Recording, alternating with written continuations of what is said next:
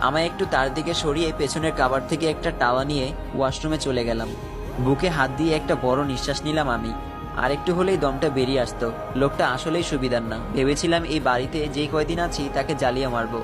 আর হলো কি, সে নিজেই আমাকে গড়াগড়ি খাওয়াচ্ছে। মামা অনেক আগেই চলে গেছে। হৃদ ভাইয়া ওয়াশরুম থেকে বের হয়ে রেডি হচ্ছিল। দরজার পাশ থেকে আমি তার দিকে চেয়ে আছি অপলক দৃষ্টিতে। মানুষটাকে কিছুক্ষণ ভয় লাগে, আবার কিছুক্ষণ বিরক্ত লাগে, আবার কিছুক্ষণ মনে হয় জ্বালিয়ে মারি, আবার এখন ভালো লাগছে।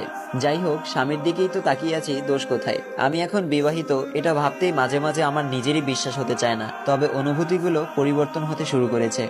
সে চলে যাওয়ার সময় মামি ডেকে বলল, বিকেলে সময় নিয়ে তাড়াতাড়ি আসবি, আরশিকে নিয়ে শপিং এ যেতে হবে। এখন থেকে ওর সব দায়িত্ব তো তোরই। আর এই কয়েকদিন ওর পড়ার জন্যও তো জামা লাগবে। হৃদ ভাই বলল, আচ্ছা মা, আমি আসি। এই বলেই বেরিয়ে গেল হৃদ ভাই। আমার মনে হলো সে বিরক্ত বোধ করছে। যাই হোক, ওসব না ভেবে মামিকে বললাম, আচ্ছা মামি, সে বিয়ে করেছে